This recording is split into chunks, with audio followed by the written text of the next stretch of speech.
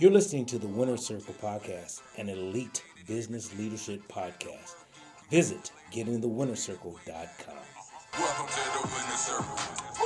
We all winning here. We all winning here. We all winning here. The Winner Circle winning here. Yeah, we're in the Winner Circle, baby. I got my man Abdul Adi Abulada Kalada Kadada Padada Fadana in the house.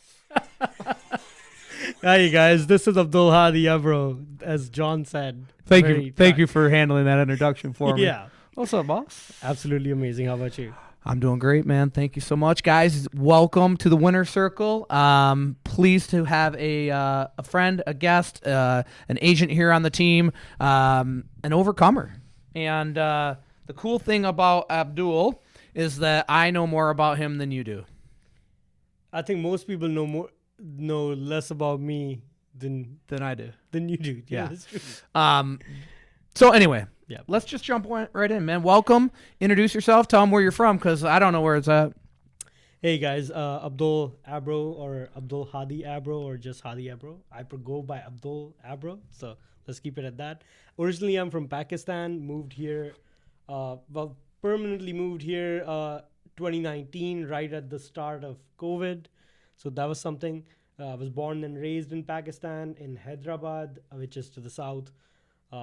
Nice, quaint little city. It's the 7th biggest city over there.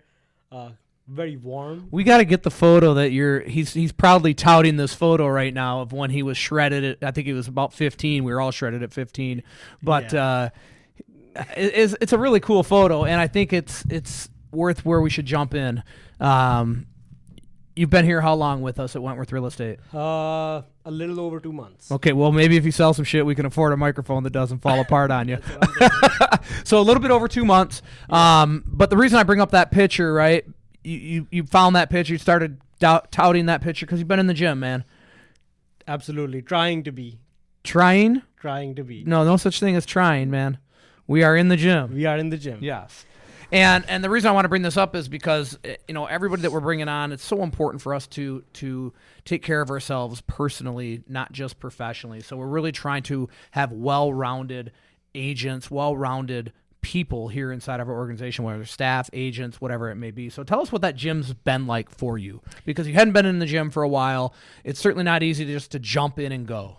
Yeah, I had not been in the gym for about, I would say, 4.5 years until the second day that I joined and you told me to come to the gym. So that was... Yeah, I was like, listen, you owe me 3 days in the gym if you're going to work here. Absolutely. And the goal for...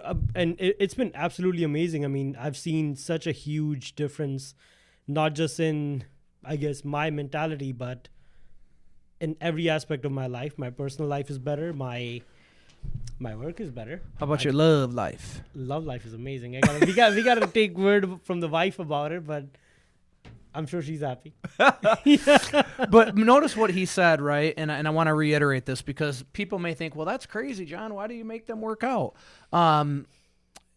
It has little to do with their work. It has more to do with the confidence that you get from that, developing. And here's the thing. You're developing discipline. Do you need discipline in your job? That's what I was going to say. It's about developing the discipline, waking up every day. You're up before the world is. You doing shit you don't necessarily want to do. Exactly. Eating the frog, right? I'm sure everybody's heard of that expression. So you wake up, you eat the frog. That's the first thing you do. Working out. I mean, there have been days where I've come in and told you like I did not want to wake up and come in, but I'm still there. There have been a couple days that he didn't come in. There have been a few days, and we had some conversations about that out of love, right? Yeah. I think this is the piece that most people miss is that this accountability piece that we have here in this organization. It is out of love. Absolutely. I mean, most places you work, they don't give a shit. I mean, I don't know if we're supposed to say that curse on the podcast or not. I'm pretty sure I will. Yeah, they do not give a shit about what's going on in your personal life, how you're feeling mentally, how you're feeling physically, whether you're having trouble getting up in the morning or not. And I feel like that's one of the things that I absolutely love about the organization, that you at least at the bare minimum, you do give a crap about, hey, you need to be healthier, not just for yourself, for your family, for your work, for the people you serve, right? You don't take care of yourself, you could croak any day and die. I mean, nowadays, we're fragile as fuck. So, yeah. So Well, and so let's just dive a little bit deeper on that, because I always think about this too, right? Like, obviously, owning this company as we grow, one of the most important things for us is to grow but still have quality people and quality agents. And what I mean by quality is better than average, better than the most. And so for me, one of the things that I've identified in order to do that is that I have to see that people are willing to show up personally as well as professionally, because if someone's not willing to show up for themselves, how can I trust that they're going to show up for somebody else? exactly. Right? And if somebody is not willing to, or excuse me, is not able to be on time, if somebody is not able to make difficult choices, if somebody is not able to hold a standard, if somebody is not able to be accountable to what they said they would do, how do I trust them in the field? And so for me, a lot of it is not only just trying to help you, obviously, it's not about getting ripped and da-da-da-da. It's about getting healthy. I was talking to a doctor today from Kentucky who I was introduced to a friend. Like, what's your goal? My goal is to freaking live as long as possible. Plain and simple. I'm not worried about getting ripped. I'm not worried about walking around with my shirt off. I want to live as long as possible. And I want the people around me to live as long as possible too. Absolutely. Right? But developing the skill of discipline, because I think a lot of people just feel like, oh, well, I'm not disciplined. Nobody is. You're either raised to be disciplined or you're not. And if you're not, then you have to develop that skill. Exactly. 100%. And I feel like, for a long while before joining over here, I've always been a workaholic, I guess you can say. 12-hour days, they were like, that was Yeah, the no norm big for deal, me. right? No big deal. What's a work day at home? 12 hours. Yeah, yeah. Yeah, that's the average work day, I guess you can say, right? So being so used to that 12-hour work day, but after those 12 hours, you would come home and you would feel like absolute crap. You didn't have time for your family. You didn't have the strength, the energy for your family, right? Joining over here, I mean, I'm doing 12-hour days. I would say right over here as well, and I still have time to go home. I have enough energy to be present. To sit with my wife, to play with my dogs, to make love, to do stuff, like He's very proud of his lovemaking, I can tell you this. I guess so, yeah. Yeah. Well, that's important. I mean, Yeah, heck. so it's you have to look at it from a bigger lens.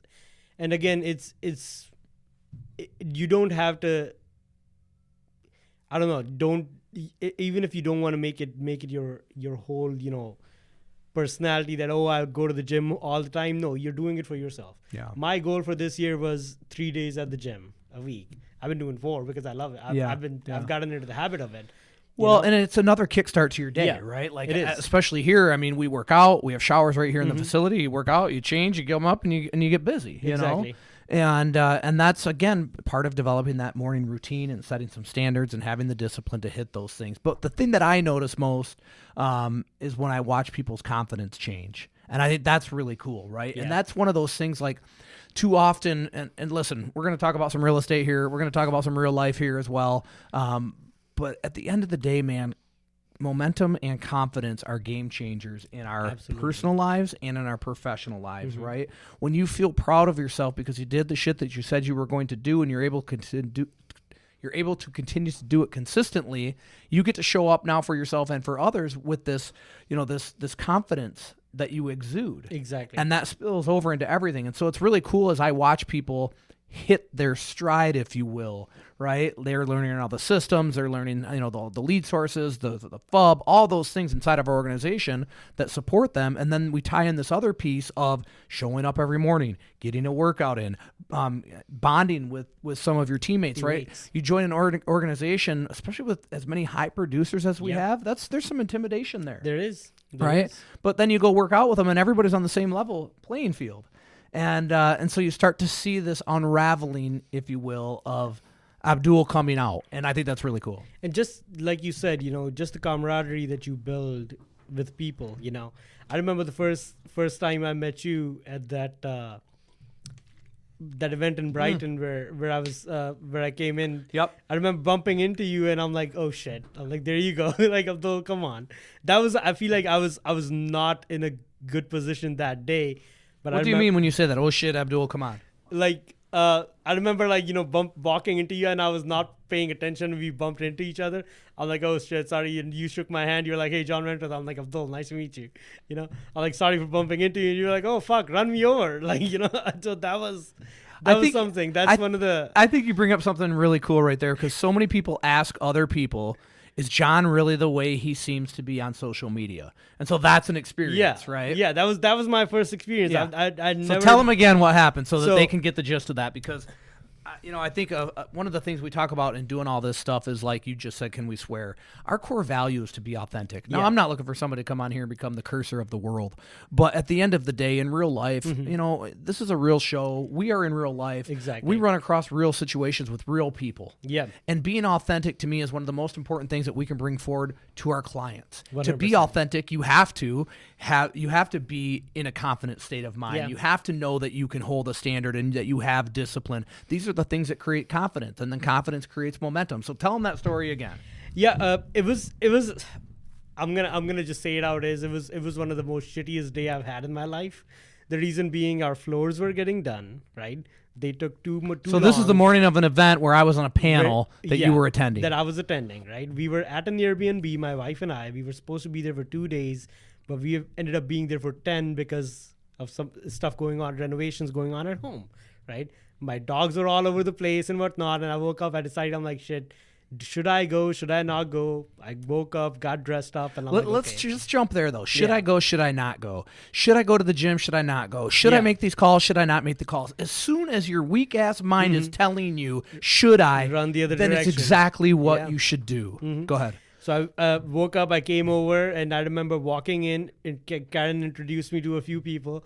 I'm walking over. I'm trying to go sit in the furthest corner that I can find, because I was not in the mindset, or like, I didn't have the. I bet you sit in the front now. Yeah. Oh, hell yeah. Fuck yeah. Like, and I'm like, I'm walking, and then I bump into this dude, and he turns over, and it's John Wentworth. I'm like, shit. I apologize to you, and you go, and I'm like, you're like, oh, hey, John Wentworth. I'm like, hey, Abdul bro, nice to meet you. And this, and I'm like, sorry for bumping into you. And John was like, oh, fuck, don't worry about it. Run me over for all I care. I'm like, all right. And I just go to, we say goodbye, and I just turn over and go sit over there.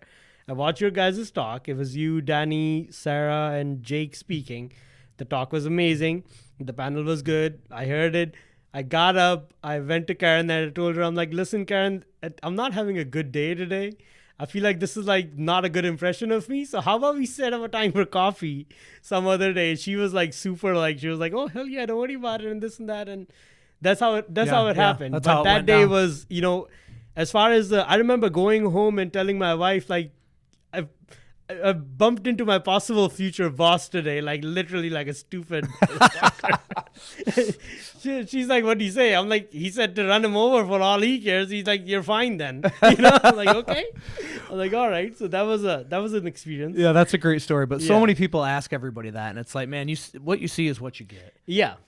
I remember watching some of your videos when I first, stumbled upon Wentworth, and I was like, again, you hear things like you said, smoke and mirrors and whatnot, Yeah. but Yeah, like when they call us a cult. exactly. Yeah. But I found nothing but authenticity since the day I walked in. Well, and honestly, I think that piece too, like that's what because we are that, you can be that. Absolutely. And I think that's a very freeing thing for people. Again, I know that, agents come here and it's probably a little intimidating at first, but I mean, tell them your first meeting when you walked here, were you intimidated after the first 10 minutes? Oh, 100%. I mean, it was a full packed house, I remember. And I'm like, man, I don't know if I belong here or not. You have that imposter inside you telling you you don't belong here. And I remember Now we're talking about some good stuff. We're going to talk about imposter syndrome here. Yeah. I remember sitting in that first meeting where we were talking about the core values again. I read up about them. I was a little familiar with them, but I was sitting with a few people that I remember. James Kelly was there, Mikey Fanous, McKenna was there, and we kind of got to sharing their story. And when they were talking about the core values, what kind of hit close to my heart is they were being real. Yeah. They were talking about being coachable and whether they are coachable or not, and how they can improve on it. Everybody. Were we doing the core exercise? Yes. Exercise that day? Yes, Got the core it, value got it, exercise. Yep. And that was like, I'm like, okay, So everybody's like open to what they need to do to improve, where they're at. Isn't that a cool thing? And to take a group of 50, 60 people, some very high producers, and still humble enough to look in the mirror and say, where am I falling short? Exactly. And what can I do to improve? Yeah, and that was the day. That was I guess the nail in the coffin for me. Like I'm like, this is where I want to be. That's cool. I want to be able to be who I am without. I want to be who I am without having to worry about what people think. Right. Like I don't. Right. Yeah. I feel like I'm at a point now where I don't worry about that at all. Like I'm like. Well, I think a lot of that comes from the confidence that you have right now. I mean, you're beaming with it. Everybody knows and sees it. Let's talk about the imposter syndrome a little bit, because this is something that I like to talk about a lot. I think it's something that everybody is plagued with. Yeah. Everybody, meaning me too. It's the voice in the head. And I was thinking about this today. I think about a lot of these things when I'm working out. I feel like everybody has a voice in their head. Do you have a voice in your head? Oh, absolutely. Do you have two? I have one, and sometimes it can be very fucking loud. See, I have two. Yeah. And I think, and I was thinking about this today, just today. I'm like, you need two, not one. Everybody's got one, but the only way you can master that one is to have a second one. And so my second one kicks the ass of the first one, because the first one is that voice that says, stay in bed. The first one is the one that says, don't make the calls. Yep. The first one is the one that says, hey, I know you work out at 8 o'clock, but you woke up at 7:47, so it's okay not to go. Like today, I woke up this morning and it was light in my room, and I'm like, oh, this isn't good. I looked at my phone, 7:47. I'm like, oh, shit. Now, the 95 out of 100 people are making that's now the excuse to not go. I've been there. Right? Yeah. We all have. I was there today. I just have a second voice. I said, no, get your ass out of bed and go do what you said you were going to do. And that screwed up my morning, by the way, because I didn't have time to I just literally put my gym clothes on and left. Generally, I'll shower here, I'll get dressed, we come up, we have meetings, da-da-da. I had to go home in between, just jack my morning up a little bit, but it didn't matter to me because I drove home and showered and changed with a beaming smile and confidence because I did what I said I was going to do. Exactly. Yeah. And again, when you were talking about the two voices, I said I have one. My second voice is me. Usually when people hear it's somebody else. For me, the voice that I hear, it's somebody, I don't even know who that is, but I just hear the voice, right? Yeah. It's the imposter, I guess, right? Yeah. The second voice that has to tell it to fuck off or sit down, it's me. Yeah. Right? That's just, I don't know. That's just how it's been. You have to be your own biggest advocate. Yeah. Nobody's gonna come in. Nobody's gonna tell you what to do. Nobody's gonna, or people may tell you what to do, but in order for you to go get up in the morning, like you said, and do it, It's up to you. that has to be you. Yeah. It brings up an interesting thing, right? Because we were talking, we're 2 months in again that he's been here. And a lot of what we've done in that time is really helping him build that discipline in his personal life, right? I'm not trying to worry about what this guy eats. Don't get me wrong. But it's just because here's the thing. He has a day he doesn't come in. He sends me a text. I said, you should reread your text and tell me what it sounds like. And his reply was? An excuse. Yeah. And see, when we are willing, and you're great at this, by the way. I mean, seriously, very coachable, very humble, able to accept what you're hearing. Instead of saying, oh, you're tough on me or you're criticizing me. No, it has nothing to do with that. You can grow so quickly in a short amount of time if you'll just see what other people are seeing. And so how often do we make an excuse and the people around us accept our excuse? A lot of times. All the time. All the time. And what do we find in that? Comfort. And so who are the people that we want to be around? The The people who make you motherfuckers that accept uncomfortable. our bullshit Yeah. excuses. Mhm. And so it's so important. So again, this goes back to where we started. Accountability is out of love. Absolutely. Right? So when he has the ability to look in the mirror and read his text and say an excuse, that touches his heart. It does. And then that there was another time we talked about our dress and again how we're presenting ourselves. And again, very open, very coachable, very humble. When you start to strip all that stuff away and you identify it and you fix it, this is when that confidence emerges. 100%. I mean, I remember the talk that you were, I think it was in the team meeting when you were talking about how It was a huddle, I think. at the huddle where even the smallest things you do make sure you're dressed up. When I first joined over here, I still had my other job, which was working at a liquor store, right? You might want to leave that part out. I'm just playing. I think it's the greatest part. Listen, when you're banking $300,000 a year, that's going to be the coolest thing that we talk about is that it came from a liquor store to here. Absolutely. So I remember. And by the way, he started at that store that was net profit of I don't know how much. The first day that I stepped in that store, it was making $900 on a Saturday. $900 net, not net, gross. Yeah, not even net. Net was probably around what, 150, 200, maybe. I don't know. It depends how much OE. So yeah. So and by the time I left, and I just left that store. We were banking at least on the weekend at least $7,000 to $8,000 a day. Yeah, so that's awesome. So he 12 hours a day, man. 12 hours a day. Right. I had my blood, sweat, and tears. But I remember when I first started here and we had all of that dress code and stuff, I would go home from over here at that other job and I would just take my coat off, but I would still be in a dress shirt. Sometimes even I would keep the tie on. People would be like, "Why are you so dressed up? You're here at a store." I'm like, "Shit." I'm here, Yeah. And I've had people over there reach out to me about wanting me to help them take the next step in buying a house, right? So you never know who's watching, who's there, who gets impressed by your, and I haven't been there about what, a month now. Yeah. And I still have people texting me like, "Dude, we miss you over here. Yeah, It's not the same without you, Yeah. It's I don't know. It's just the love you build, I guess, wherever you go, right? That's and awesome. It's just be good. And like I was saying when John was talking about every single thing you do, make sure you're presentable.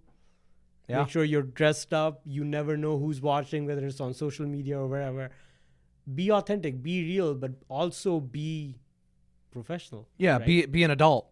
I think it's a really good way to put it. Be an adult, Yeah. and I think, especially in real estate industry, we see some people do some really goofy stuff online. And again, I'm not saying I'm perfect, but I mean, we see adults acting like 5-year-olds to try to get views. And I think that's really lame. And certainly here's the thing about it too. You might get a whole bunch of views, but man, if they're laughing at you, probably not where you want to be. I think it's stripping away from your professionalism. But let's talk about social media a little bit, right? Yeah. We have another panel next week in Heartland. I'm going to be talking about social media. And in fact, by the time this podcast airs, it might have already happened. But it seems to me that realtors especially, but I think in any business, people don't realize the value of social media. They don't realize the value of it, maybe because you don't have to pay for it, which is really weird. Maybe they don't realize the value of it because it's such a big platform. They think, "Oh, I don't matter." They feel like they're looking for views and likes, and if they don't get them, then they think their voice isn't being heard, which isn't the case because you said you followed me for quite a while. It's funny. I'm not sure who I added first from the Wentworth group, but it kind of was a stumble. Once I joined real estate, I added one person, then the next, then the next, then the next, and then I think you were the 4th or 5th person who I added. I'm like, who is this guy? I watched a couple of your videos. I'm like, it was, and again, it took me a minute to get. I'm like, okay, and most of the stuff you put out there, it's all very relatable, regardless of what background you're from, what you do, for work or whatnot. We definitely need new mics. Yeah, I got a limp mic. Yeah, it's okay, John. We know you're up there in age, but but yeah, that's what I'm saying. Social media, it's a tool. Yes, right? It's a tool. Yes, and I think too often people say, "Oh, yeah, it's no big deal," or they go the opposite, say, "Oh, I hate social media." Well, if you're in real estate, if you're in growing a business, no matter what business you're in, this is a tool, and you've got to maximize that tool to create awareness. Because I always say this, if you're the greatest realtor, lawyer, financial advisor, whatever in the world, and no one knows it, well, then you're not. Yeah. Right? And so you have to make yourself known. And people want to know you. People who are around you, people who see you on an everyday basis, they want to know. They want to know what you're up to. Well, do they want to know the phony you or the real you? The real you. Yeah. And I think that's where people miss this, is that they're so worried about what they sound like. Well, you sound just like you sound all of the time. All of the time. You look just like you look all of the time. Yeah. So unless you're just going to stay in your basement the rest of your life, there's nothing different than going out or being on social media. But we judge ourselves, and isn't that so interesting? It is. We judge ourselves so much. We're worried. We worry. You know what I really think? I think the people that judge themselves the most are likely the ones that judge others the most. Also. Absolutely. I mean, coming on to social media, like that topic, I remember seeing all of your agents before I joined over here doing live videos on Facebook. Yeah. I was with my other brokerage at that time, and I remember Before you joined, I saw you doing I one. did one, and I was like, at first I started to do a video like that was not live. I did like 8 or 9 takes of it, and I was like, shit, this isn't working. Then I just went live. I'm like, hey, like, you know, and I probably messed that one up for quite a lot, but at least it took the edge off, right? Well, and I think that's, again, Yeah. this is this mistake people make. They record a video, then they watch it. Yeah. Like, holy Toledo. But this is really how easy it is to go live. Watch this, y'all. Wait, I want to flip this screen properly so Yeah. that it reads the winner circle. But again, how much thought have I just put into this? Absolutely none. How the hell you do that? While John is doing that, one of the biggest things that you're gonna think is you don't sound good.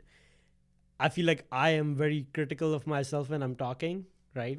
Well, yeah, and I mean with an accent. With an accent, Yeah, I mean, heck.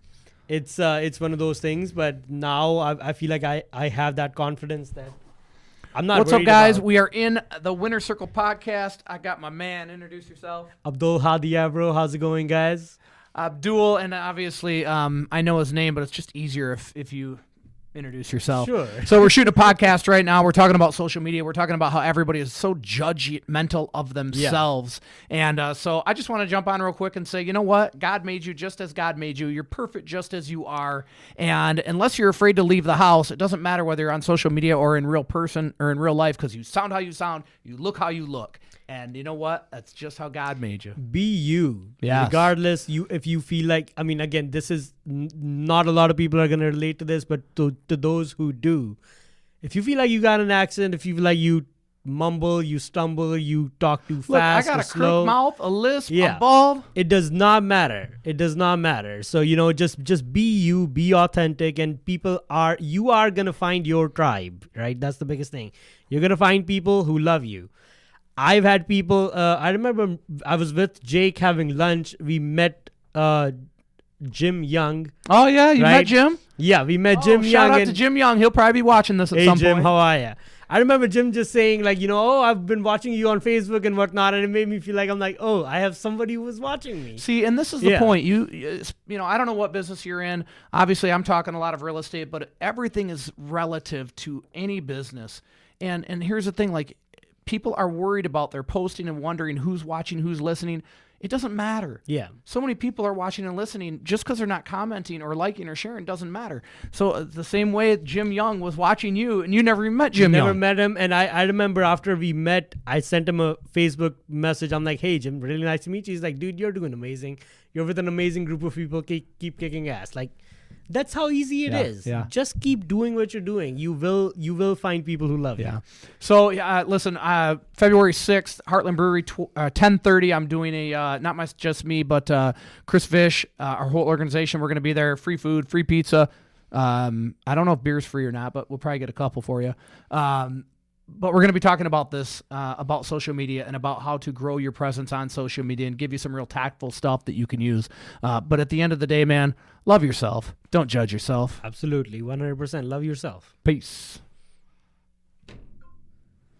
That was a good one. Yeah, so the first, we're actually still on a podcast, which is funny. We're still on a podcast, so I was waiting for you to finish that. Oh, shit. But it's that simple. It's that simple. It is. And again, especially when it comes to, I remember there were a couple of times I've tried to, change the way I talk, and I've had people notice, and they were like, why were you sounding different in that video? It didn't look good. I'm like, oh, no shit. Like, because maybe I was trying Yeah. too hard. So just be you, it's fine. It's What was one of the most difficult things for you moving to the States from Pakistan? Was it leaving home, or was it developing a new home? I feel like I've always been the kind of person who makes a home wherever he is. You know, home is where the heart is. Home is where the heart is. And I don't know, Michigan, I never thought I'd settle over here. But moving over here, I met my wife. Met some amazing people. You know, I'm in the. I feel like like home. It feels like home. That's cool. Yeah, that's cool. And the hardest part I feel like is just being away from my mom, my brothers, not being able to see them. But your mom's coming to visit soon. My mom's coming to visit soon. March 22nd. She's gonna be my birthday gift. That's awesome. So, yeah, that's super cool. Tell us about real estate. I mean, obviously you've been here 2 months. You were at a different brokerage before. I don't want to get into what the other brokerage didn't have. Tell us about your experience here and what you're really looking forward to in 2024. The experience has been absolutely amazing. The training that I've gotten over here has been phenomenal. Do you enjoy the huddles? I love it. I fucking love the huddles. I look forward to it every day. Yeah, I literally it's I love the huddles because I like to be very much in the moment. Yeah. And so it gives me an opportunity to just go up in front of everybody and pull something out of my ass, but something relative, something I've lived through, something I've experienced, something that I want you guys to know. And so I love that. Like I keep trying to carry that feeling of the huddle over into the team meetings. And for some reason, I don't get there. Yeah. So I think next time I'm just going to lead it as if it's a huddle and then let everybody else do the other shit. That's how it should be. I mean, the huddle, believe me or not, but the weekends we don't do huddles, right? And it's like, I wake up and I wish somebody was there telling me like something to start the day off in the right direction, you know? And at that point, you have to be your own huddle. You have to talk to yourself in the mirror or however you do it. Like, hey, kill your day, motherfucker. I know I just asked you a question about real estate and we got off on a tangent, but now I'm going to keep going on the tangent because, man, real estate, it's what we do. So it's fun to talk about other things. But from a standpoint of, the question I want to ask is, what is the thing that's you've learned most being here? And whether that's real estate or not, but like we talk about huddles, we talk about a lot of life lessons, we talk about camaraderie, we talk about all of these things, teamwork, What is there something that you feel like, man, this is the thing that I've learned the most, or that I like the most, or that you said this one thing and that one thing still drives me today? I think if anything that I've held close to my heart since day one over here is the fact that yes, we are in the business of real estate, but before that, we are in the business of serving people. Amen. That's the biggest thing. Amen. And that's every call I make. That's the biggest thing. Yeah. That's the thing I carry with me. Like, hey, fuck buying a house. Tell me about yourself. Yeah. Well, if buying a house is on your agenda, we'll get there. We'll get there. Yeah. I want to know you. What's driving you? What's going on? How's life going? What are the things, the circumstances in your life exactly that are I don't want to say forcing a change, but the catapult of a change. Yeah. I remember my first few calls that I was making over here. I feel like the first couple of weeks I was taking at it as a sales approach, and I had to completely I had to sit down and dive it. I'm like, no. Call people, ask them how they're doing. What's going on. When it gets there, you tell them you're a realtor. If they want something from you, they'll let you know. But you don't have to go in from that, right? I know. I always feel like people always say, "Well, do you sell houses?" I'm like, not really. I mean, I market homes to create an audience for homes to get more people through the door. But somebody walks in and doesn't like a home, and sellers say this a lot actually. Like, well, you gotta sell them on it. Okay, listen. They know the features. They know the lake. They know like, if they don't like it, I guess I've never tried because it wouldn't make sense to me. I think I want to say this right now. Like, understanding human nature is so important. It is. Right? Instead of being robotical. And understanding human nature means you have to almost know how people are thinking before they've told you, or sometimes before they even know. Yeah. And I think that's just always something that I've been really good at. But where I was going with this is, you're never going to talk someone into buying something they don't want. Especially not the biggest purchase of their life. Like, if it's not a shoe. You're not trying to sell, you're not a shoe company. You're not trying to sell a pair of shoes that somebody's going to buy, like, okay, whatever. Right, you're trying. It's what size shoe you wear? 8.5. Okay. Yeah. Well, now everybody knows. 8 Yeah, and a I half. mean, you know, in case somebody wants to send you some shoes. Yeah, well, hey, I'm always open for any kind of brand endorsement as well. So let me know. My dad always, when I would wear some shoes my dad didn't like, he said, "Where you get those Lebanese tennis shoes?" Oh shit. But yeah, I mean, service. Yeah. That's the biggest thing that I tried. I've been trying. By to the way, find my myself. my brother Ronnie Madawar loves that when I say that. Yeah. He loves that term. Service. Lebanese tennis shoes. Oh, shit. Yeah. Okay, And set fit hawa. what is that Set again? fit hawa. No, I have not. Slap back. Okay. Yeah. Huh. It's like, you know when your back gets super cold and Yeah. it feels like someone slapped it? That's set fit hawa. All right. Well, Shout out Ronnie Madawar. Love you, bro. love you, Ronnie. I've never met you, but love you, buddy. Yeah. One other thing, I guess, I would say to new people in the industry or people thinking about moving, right, to Wentworth. There's a lot of people moving right now, and man, it breaks my heart, honestly. Yeah. I mean, people think that, this thing is about, oh yeah, more people, more money. No, more people, more lives change, just like what we're seeing with you. But Yeah. it breaks my heart to see people leave one brokerage, they go to another, and it's the exact same thing. It just has a different name on the wall, Yeah. and they fluff some shit, and it looks a little bit different. But it's the same. And then they go to the next one, it's the same. And they're wasting so much time in Yeah. their career, man.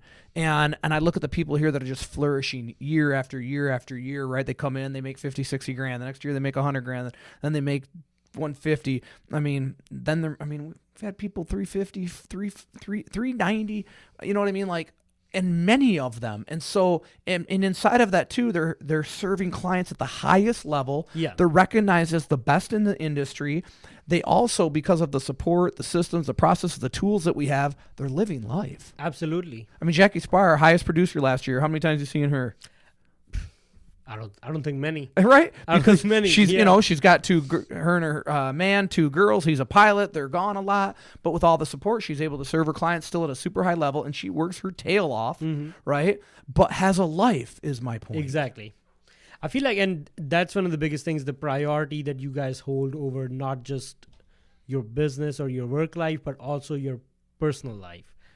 I remember, Jake, he's my mentor, and I remember him, we were sitting over here in this very room actually last week and this week, trying to discuss the game plan going forward for us. And that's one thing he kept saying. He's like, I don't want you to just keep working. You need to make time for your wife. You need to make time for your wife. You need to make sure you spend time with her. And that's one of the biggest things that I admire, what work, what company. There were times at the store where I've had to miss so much stuff with family, Yeah. That kind of leads me to, like, a lot of people get in real estate because they Yeah. think, oh, easy schedule, self-employed, I can do whatever I want. And honestly, the truth is you work more in real estate than almost any other industry. You just are able to sometimes manipulate the time. Meaning, my son has a basketball game at 5:00 tonight. Okay, I can work until 4. I can go to the game at 5, and then I can go show homes, go on a listing appointment Exactly. at 7:30. Yeah. Right. So you're able to move stuff around, but you're working more, and you're working often later, especially if you're Definitely. listing homes. Because guess what people do during the day? They work, right? So you're going on the weekends and or in the evenings. And this is a funny thing because buyers, a lot of people are like, oh, I want listings. Okay, cool. Everything has its duality, right? It does. Buyers, yeah, you're going to run around a little bit more. Awesome. You know what else you're going to do? You're going to build a bigger bond, a deeper bond with those people because you're spending more Absolutely. time with them. Yeah. Listings, you go a couple of times and then all the work is done from the office. But you know what? You're going on the weekend or you're going after out. You're going at 7 at night. I mean, I remember going on an appointment with Adam Schaefer, who's still here, by the way. We were there 3.5 hours. We left. He goes, dude, how long are your listing appointments usually? I go, well, as long as it takes. As long as it takes. I'm not here for me. I'm here for them. Yeah. I feel like the longest appointment I've been on with a buyer, not with the listing, but so far, but hopefully soon. But with buyers, I feel like the longest appointment I've been on is 2 hours. Yeah. We were at a house for 2 hours. Yeah. And you just Did they buy it? they didn't buy it, Yeah, but see, I at least got to know them on a deeper level to where they followed me over here when I moved. Yeah. So yeah, they're like, we work with Abdul, we don't work with anybody Yeah. else. So yeah, you need to show loyalty to your people. Most of the posts I make on Facebook, I always say that I'm like, choose people who are gonna be there for you. Yeah. Right. Yeah. Choose people who are. I remember that snowstorm day when I had my appointment in Dexter, and I had to come to the gym because I was behind on one of my days, and I left the house at 5:30 in a snowstorm to be at the gym. leave the office at 6:30 to get to my showing because I said I was going to be there. Yeah. And how did you feel on the way to your showing? Absolutely amazing. That Yeah. was like one of the best days I've had this far. Yeah. So See, and that's what people miss, man, is when you do those things, the things that other people say, oh, that's crazy.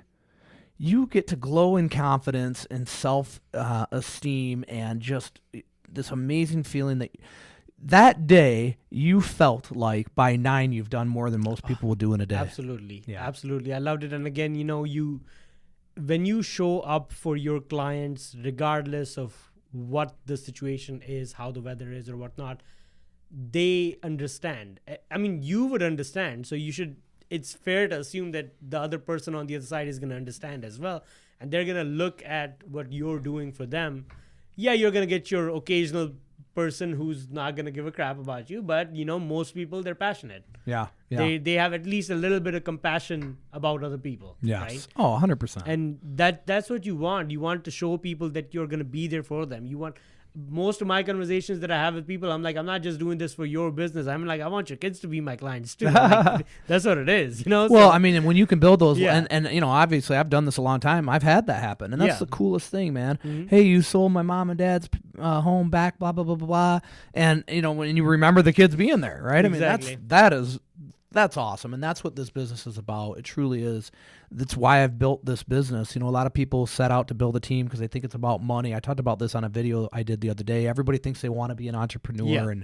and all this other stuff, but I didn't get here because I wanted to do any of that. I got here because I knew that the one thing I didn't ever want to do was sacrifice a relationship. Yeah. And in order to do that, I had to bring other people in, right? That I liked, that I trusted, that I could develop, that were coachable, and give them a piece of the pie. And it was great to do that because it allowed our reach to grow, more relationships to be built, and and that's to me what it was all about. Like, it was me, and I had 3 staff: Stacy, Brooke, and a guy named Jason.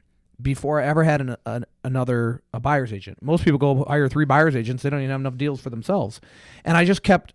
And once I felt like things were starting to slip through the cracks and I couldn't do more, that's when I brought people on, and that's when we grew. And that's what this whole thing's been all about, and along the way, just what is always best for the consumer. Exactly. Because what's best for the consumer is what's best for us. And I think in our industry too often, realtors like to make it about themselves.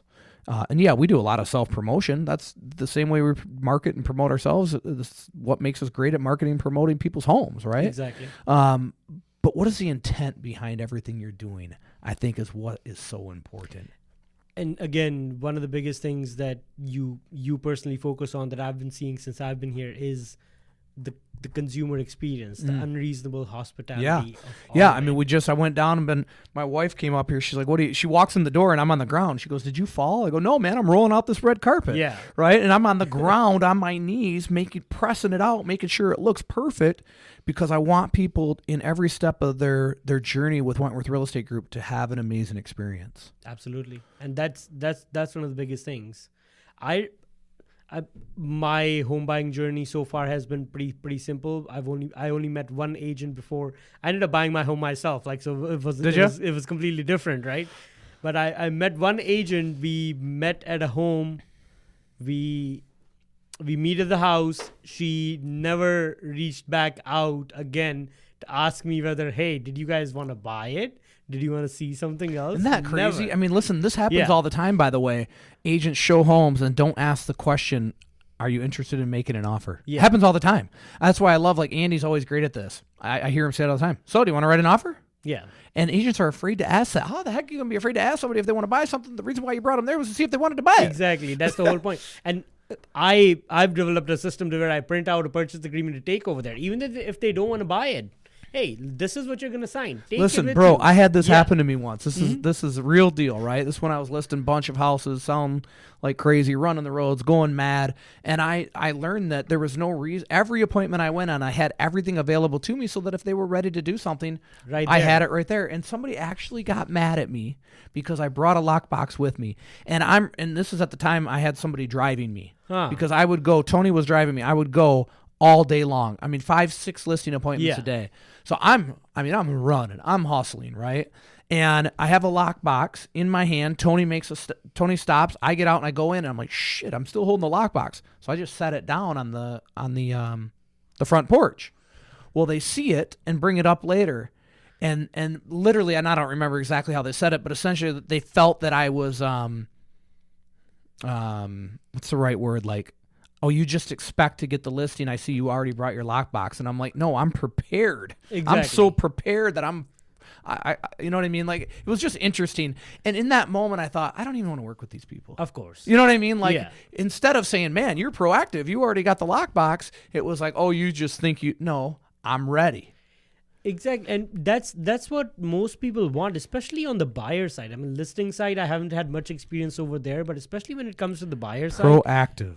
buyers want you to be their resource, right? Yeah. And they are sure, you might get your occasional completely fully educated buyer who almost has a real estate license but doesn't, right?